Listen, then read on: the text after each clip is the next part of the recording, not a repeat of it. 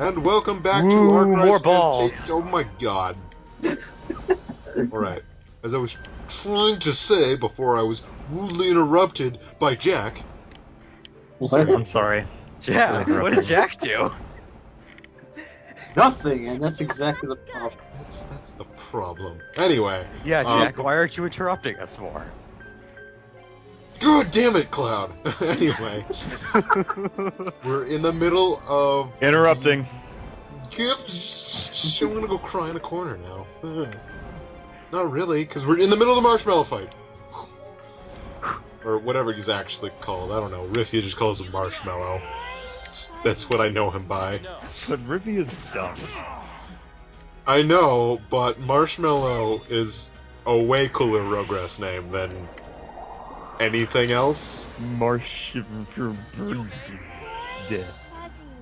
Four. It's like Mashgar or whatever. Marshgar. Close enough. Marshmallow. Good enough. In the last part, we did some damage to him, and he did some damage to us, and killed Cecile, and then I brought her back. And now we're gonna continue doing damage. He looks like 3 different Aeons from Final Fantasy all put together. Like, he has... I can't quite put my finger on where the wings are coming from, but he has, like, a horse-like body that kind of reminds me of Ixion, but then he has a head that's like Ifrit, so it's like... What, you mean he's got like multiple things going on. You mean the electrical unicorn of doom? Yes! That thing was like my favorite electric summon that the Final Fantasy series has come up with. I don't give a damn about Ramu or whatever the fuck. Ixion's where it's at. Yeah, I guess he was okay. I'm personally not much of a horse person, but I guess he was okay. I'm more into Death Falcons myself, like this guy right here. Of course, Bahama is always going to be my favorite, simply because he's a dragon. Something's amiss. Beware. I'm pretty sure this is his logos. Oh. And by pretty sure, I mean, I'm so sure that I think Cecile's gonna die again, right here. Well, if Raston's warning is to be believed. Because since this is the only action he's doing, that's why I believe this is the his logos of Solitude. His logos is the logos of Solitude, because he's a loner. Oh. Sad thing. Well, that's kind of a sad, yeah. I guess I should explain kind of the story behind at least 2 of these Rogress. This this was one of the first during the Rogress project. He was one of the first ones before it was you know, refined. Oh, and yeah, that does a lot of damage because he had block defense, and so I was crying. Damn, he almost killed everybody. Yeah. But, so this guy, so that's why he's not part of the 9 Rogress you need to, get to the Holy Land of Noir. Because he's so uber strong. Sad thing. He's Yeah. like, what's the Holy Land of Noir? Is that some pitiful pipsqueak's attempt at some scary, foreboding location? He laughs at it. That was a lot of health. He laughs at it. And so there's actually a problem with his code that it's causing him to run rampant.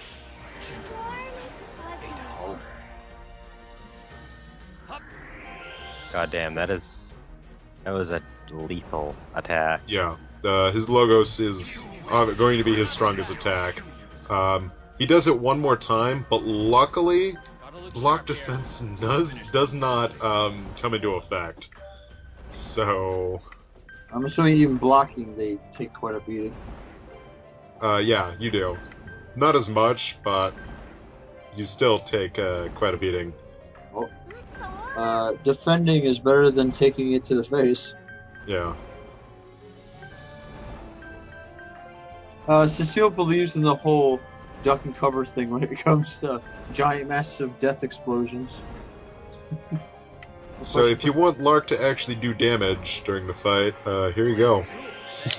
What? This is like one of the only times I have him actually attack it. Mainly because he Oh my doesn't God. spam Dispel. You know, he doesn't give himself a lot of buffs. Unlike the next Progress boss we'll be fighting. Baby. Ow. You know, for a minute, because of Lark's positioning to Rastin, I thought he just blocked Rastin from getting hit. That'd be cool. That's actually something you could do in Final Fantasy, depending on what you had set up. Something's amiss. Well, sometimes what can happen is you can get someone stuck moving, and if it goes on long enough, Yeah. they will just forget about their attack. Enough time will pass, and they'll just like, oh. I smell something. But that Is that- happens very rarely. That happened with Rastin moonwalking earlier. Yeah, he was just walking there, but eventually the boss moved out of the way, and he went moving. But if the boss hadn't moved, Rastin would have been stuck there, and then eventually the game would have just been like, okay, Rastin, shut the fuck up. And he would have stopped and did his next thing. I didn't realize there was failed routing in this game. Yeah.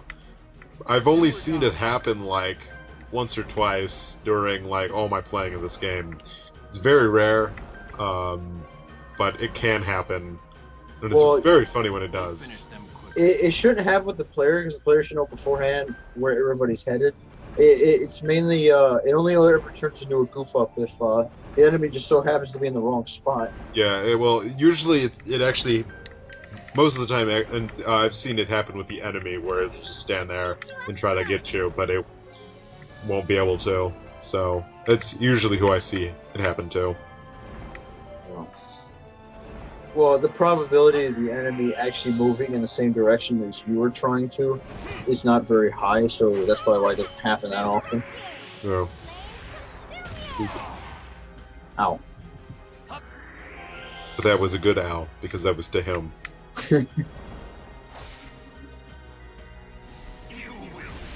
So I know this entire fight, he only does the solitude fight. Not fight, solitude move twice.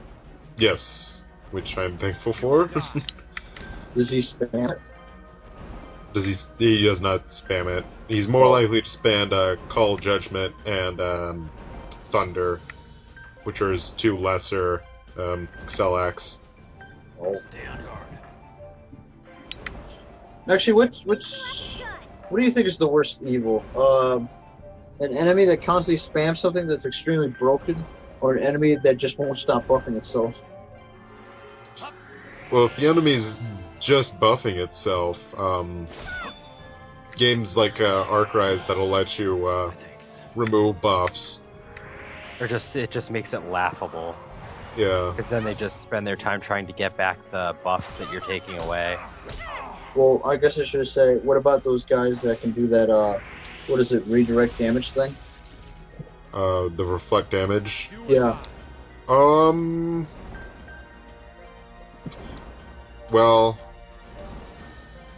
that's a little bit annoying if we're just comparing it to like well, it depends on what exactly it is, because if it's just physical reflect, then you can get away with just using magic attacks instead of using some physical attacks until it wears off. Can he do both at once? Cecile. Ooh. Doing like an all reflect. Yeah. I don't think there. No, I don't think so. There's not an enemy that does. Let's just say that. I just know, it's completely unrelated to the game we're actually playing, but it does use a similar concept. I'm just going to say, when we get to that game eventually, expect to see a lot of reflecting for both physical and magical attacks, because it's dear. absolutely fucking broken. We'll finish them quickly. And it's also very easy to pull off.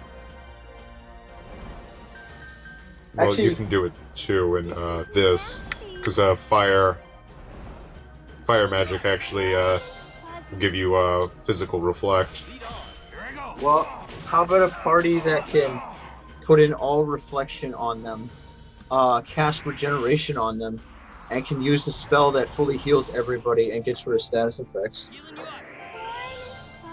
That's all right. I've seen better. Alright. It also revives anybody that's dead. Oh, okay, that's it's a little bit better. I don't know. Got a bad feeling about this. Yeah. This is I believe this is the second time he uses Logos. Oh, it's coming. Believe this is it. It's either this time or later. No, it's this time because he breaks that race down. Oh, exactly. Smell something fishy. Oh, which I don't need. 'Cause it's a What water is it? one. Non-elemental or what? His Logos, it's non-elemental. Oh, so it doesn't get any benefit from Greystones. No. And Ray Stones only affect magic attacks, really. Glad to be a Not Excel X. No, because X is a totally different thing entirely. Yeah. Even if they're elemented. Yeah. Oh no, it might just do lightning damage actually, now that I think about it. But he doesn't. I was thinking about his summon effects, and it doesn't give any elemental resistant buffs. So that's what I was thinking. Yeah, I was talking more along those lines of him being a boss. The actual attack probably does lightning damage like everything else. That's actually one thing that's always bothered me. I mean, I guess it would be kind of broken if you could summon a boss type enemy to you at all times, like whenever you, well, at least when you could. But I always hated how a boss enemy that gets turned into a summon is just like a one-time thing, and he's not even as strong as he was.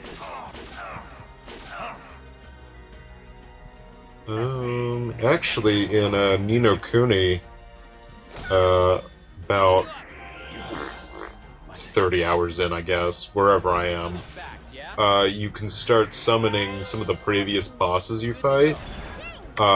They just cost more MP than normal other magics do, but they do pretty decent. The problem is most of them are neutral or storm. It's like you can't come up with like more than just 2 elements for one of them's not even an element. It's like it's my big problem with the summons at the moment for Ni no Kuni. I need to play more of it, obviously. The summons are kind of ass. Yeah, because they don't do it like there's not a wide range of different magic effects. That annoys me when you can summon something and it's not even worth summoning. It's like why implement it if he's gonna be useless? Speaking of summons, once again, I was thinking of putting in a summoning system into Lexine's Quest 89. 89? Well, no, 2, but Okay. I think that depends on who actually is the one doing it, because obviously you'll need another class for that probably. it depends on how I want to affect it. I might give it a item slot, Yeah. and then like you can equip different summons to the character, and then they can make those summons happen. Well, the only thing I can think of is the summon spells also equipped to a mage, which will either go to a specific mage or just go straight to Tori and make her even more broken, or you're gonna pull a Final Fantasy X and pretty much have somebody who's actually a dedicated summoner. I was thinking just making everyone have the ability to summon. Oh, okay. I guess that works too. That means I don't have to worry about a specific person. Yeah. Also, that would also require that someone, the person who summons, always be in the party at all times. It's kind of my biggest problem with the party setup system in Arcrise, because Lark is your only person who can summon Rogress. He's the only one who benefits from, the Rogress. So, unless you want to be at a disadvantage of not having the benefits of syncing Rogress to a party member, then you're kind of SOL. Wait, so Lark isn't required, but he's the only way you're getting advantages? Yeah, even if you don't summon Rogress, like I do, you still get advantages, and so if I were to, like, instead of use Lark, I'd probably end up using Leslie, because she's like, or, well, any of the other three, really. But probably Leslie, because I like her playstyle more than either the two actual magic users. Is she really just Nico and just not shitty? Yeah. She's just Nico. Just like Rastin is just the replacement for Alf. Yeah. But, Yeah, I guess Alf was just like the first quarter of the game, I guess, and then No, if we're gonna compare replacements, Justin, you're gonna love later on Legend of Dragoon because there's a couple of times where characters get replaced, and the replacement literally is a carbon copy of the one they replaced. well then. Does he get experience from my other characters?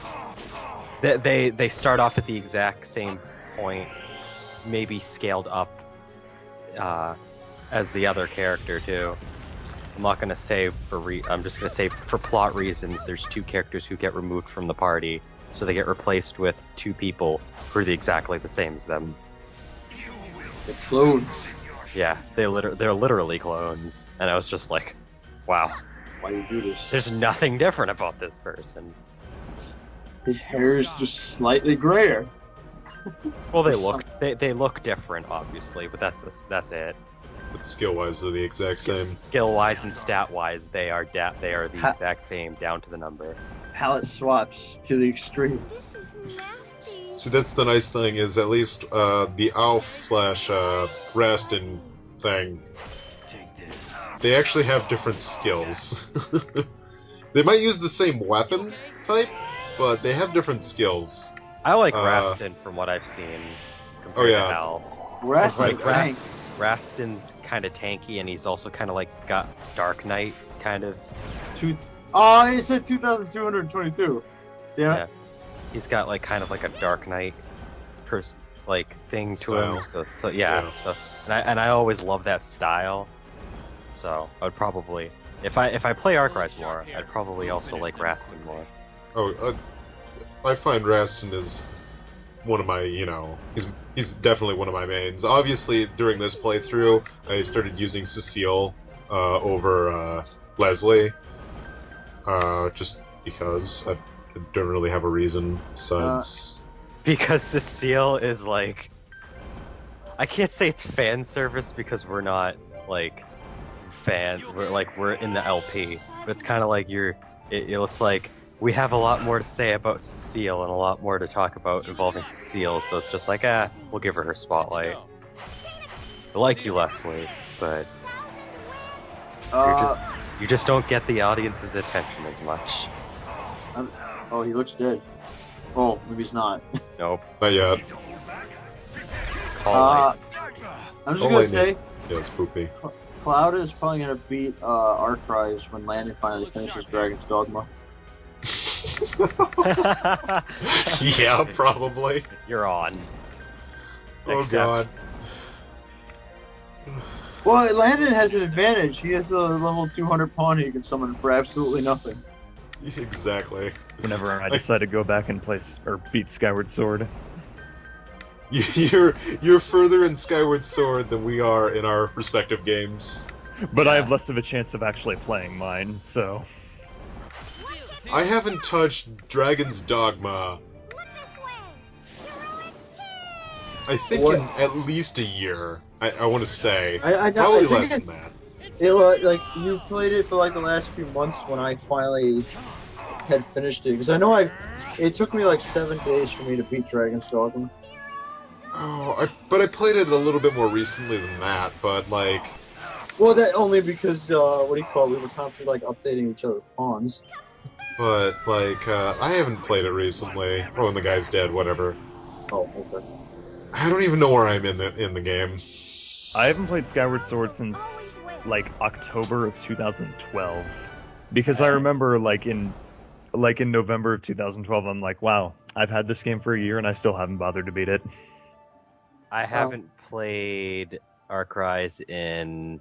It's been less than a year. I want to say it's been about 8 months. So it hasn't been too long, but it's been a while. I'm just gonna say this now. If I don't beat it by the time this Christmas comes up, I will have owned Bayonetta for a full year and still haven't beaten it. Oh, I've There's owned games I've owned for multiple years and I still haven't beaten. I bought Advance Wars back in like I think I bought the original Advance Wars like 2-3 years ago maybe. I still haven't beaten it.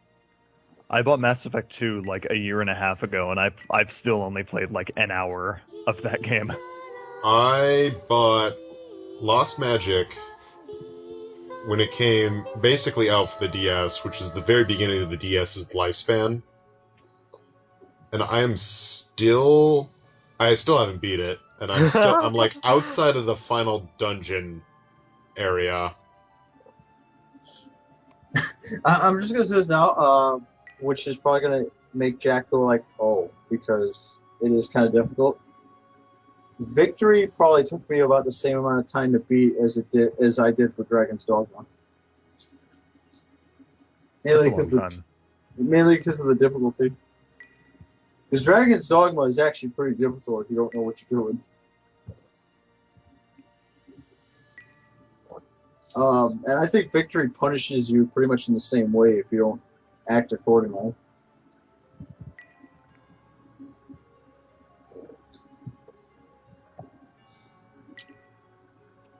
Oh, hi there, Mr. Overglorified Unicorn. He's a biocorn. That majestic hair though. Majestic? I just think it looks spiky. I don't know. I don't use him. Actually, I looked at him. If this thing was on fire and had mechanical legs and arms, he'd be one of the most metal things I've ever seen in my life. I don't think it beats a metal motorcycle dragon thing. Nope. Dragon thing. Actually, have any of you heard of Axe Cop? It's a comic that's the entire plot of the comic series is the imagination is like imagined up by a 5-year-old boy, and his 29-year-old older brother draws everything that he just listens to whatever his 5-year-old little brother says and then just draws it all out. 24 years is a pretty big sibling gap. Yeah, and frickin' like in Axe Cop there's like a T-Rex and it has Gatling guns for arms and it can fly. I still think the most metal thing I've ever seen was a Magic Knight riding a metal dragon with a sword that's about, 50 feet long, and the dragon has fire coming out of both its mouth and its wings. The most metal thing I've ever seen is this quarter. I get it. Oh. Anyway, we're actually done